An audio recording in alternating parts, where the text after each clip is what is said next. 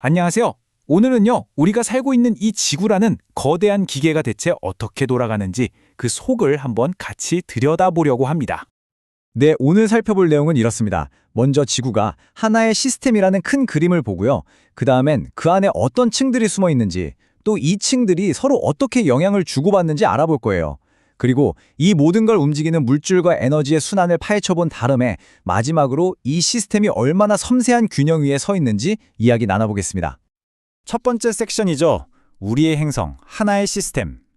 자, 먼저 우리 지구를 바라보는 관점부터 한번 바꿔볼 필요가 있어요. 지구가 어떻게 살아있는 행성이 될 수 있었을까요? 질문은 간단한데 그 답은 생각보다 훨씬 더 깊이가 있습니다.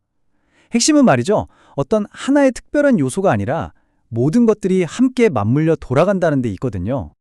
과학자들은 바로 이걸 지구 시스템이라고 불러요. 그러니까 지구를 그냥 땅, 물, 공기가 따로 있는 곳이 아니라 이 모든 게 서로 영향을 주고받는 하나의 거대하고 복잡한 유기체, 바로 그 시스템으로 보는 거죠. 그 시스템을 이루는 핵심 멤버들이 바로 이 5가지 권역입니다. 땅을 뜻하는 지권, 공기인 기권, 물인 수권, 그리고 모든 생명체를 포함하는 생물권, 마지막으로 지구 밖 우주 공간인 외권까지. 이 5멤버가 팀 지구를 이루는 거죠. 자, 그런데 더 재미있는 건 뭔지 아세요? 이 권역들이 그냥 하나의 덩어리가 아니라는 거예요. 마치 양파 껍질처럼 그 안을 들여다보면 여러 겹의 층으로 아주 정교하게 이루어져 있습니다. 우선 우리가 딛고 서 있는 땅, 직권부터 볼까요? 이 직권의 층은요, 자그마치 6,400km 깊이까지 내려가요. 특히 저기 보이는 액체 상태의 외핵, 저게 빙글빙글 돌면서 지구의 자기장을 만들어내는데 이게 바로 태양에서 날아오는 해로운 입자들을 막아주는 거대한 보호막 역할을 하는 겁니다. 정말 중요하죠? 이번엔 위로 한번 올라가 볼까요? 하늘, 즉 기권도 마찬가지로 층층이 나뉘어 있어요. 우리가 숨쉬고 날씨가 변하는 대륙권 위로 성층권이 있는데 바로 여기에 그 유명한 오존층이 있죠. 이 오존층이 뭘 하냐? 지구의 천연성 크림 역할을 하면서 해로운 자외선을 막아주는 아주 고마운 존재입니다. 이런 층 구조는 바다, 즉 수권에서도 똑같이 나타납니다. 특히 주목할 만한 게 저 가운데에 있는 수온약층인데요. 온도가 급격하게 뚝 떨어지는 구간이에요.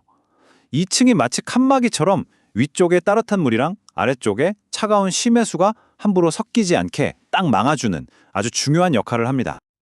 자, 지금까지 직권, 기권, 수권이 각각 여러 층으로 이루어져 있다는 걸 봤는데요. 중요한 건 이 권역들이 자기들끼리만 따로따로 노는 게 아니라는 겁니다. 이제부터는 이들이 서로 얼마나 역동적으로 상호작용하는지 그 거대한 교환의 현장을 한번 살펴보겠습니다. 네, 이겁니다. 지구 시스템에서는 그 어떤 것도 혼자 존재하지 않아요. 하나가 움직이면 다른 것들도 연쇄적으로 반응하게 되어 있다는 거죠. 모든 게 다 연결되어 있어요. 이 상호작용은 정말 끊임없이 그것도 양방향으로 일어나는 대화 같아요. 예를 들어 땅, 즉 직권에서 화산이 터지면 그 가스가 공기, 기권의 성분을 바꿔버리죠. 또 기권에서 부는 바람은 수권, 즉 바다를 움직여서 해류를 만들고요. 우리 같은 생물권의 생명체가 숨 쉬는 것만으로도 기권의 산소 농도가 달라지잖아요. 이 모든 게 맞물려 돌아가는 겁니다. 그럼 이런 거대한 상호작용은 도대체 무엇이 가능하게 하는 걸까요? 그 엔진 역할을 하는 게 바로 2가지입니다. 바로 에너지와 물질의 순환이죠. 에너지 얘기를 하자면 뭐니 해도 압도적인 건 바로 태양입니다. 이 그래프 좀 보세요. 지구 시스템을 움직이는 에너지의 99.9% 이상, 거의 전부가 태양으로부터 오는 거예요. 우리가 겪는 날씨 변화, 거대한 바다의 흐름, 그리고 지구상 거의 모든 생명의 근원이 바로 이 태양 에너지인 셈이죠. 그리고 이 강력한 태양 에너지가 하는 가장 중요한 일 중 하나가 바로 물의 순환을 만들어내는 겁니다. 바닷물을 증발시켜서 하늘로 보내고 그게 구름이 됐다가 다시 비난운으로 땅에 내리죠. 이렇게 물이 지구 곳곳을 여행하면서 열 에너지를 운반하고 덕분에 지구 전체의 에너지 균형이 유지되는 거예요. 자, 이번엔 물질 순환의 또 다른 주인공, 탄소 얘기를 해볼게요. 우리가 보통 탄소하면 대기 중의 이산화탄소를 생각하기 쉬운데 이 차트 보시면 정말 깜짝 놀라실 겁니다. 지구에 있는 탄소의 99.9%, 그러니까 거의 대부분은 공기 중에 있는 게 아니라 바로 땅속, 암석이나 화석연료 형태로 꽁꽁 묶여 있다는 사실. 물론 이 탄소도 한 곳에만 머무르진 않아요. 식물이 광합성을 하면서 공기 중에 탄소를 빨아들이고 동물은 호흡하면서 내뱉죠. 또 화산이 터지면서 땅속 탄소가 나오기도 하고요.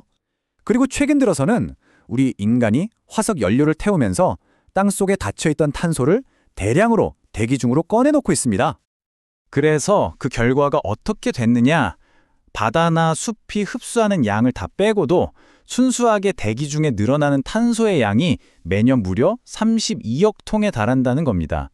시스템의 균형이 조금씩 바뀌고 있다는 신호죠. 네, 바로 이 지점에서 우리는 다시 처음으로 돌아가 지구 전체 시스템의 섬세한 균형에 대해 이야기해야 합니다. 이게 얼마나 중요한지 말이죠. 이 인용구가 핵심을 잘 짚어주고 있는데요. 지구 시스템은 마치 정교한 톱니바퀴 같아서 한 부분에 변화가 생기면 그 영향이 연쇄적으로 다른 곳으로 퍼져나간다는 겁니다.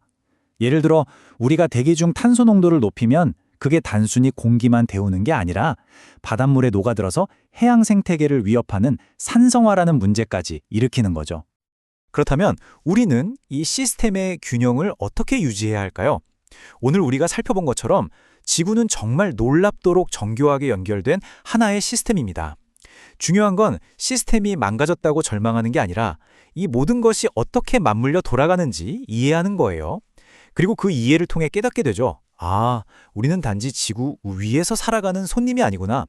우리 자신이 바로 이 거대한 지구 시스템을 움직이는 아주 중요한 일부구나 라는 사실을요. 오늘 이야기는 여기까지입니다. 감사합니다.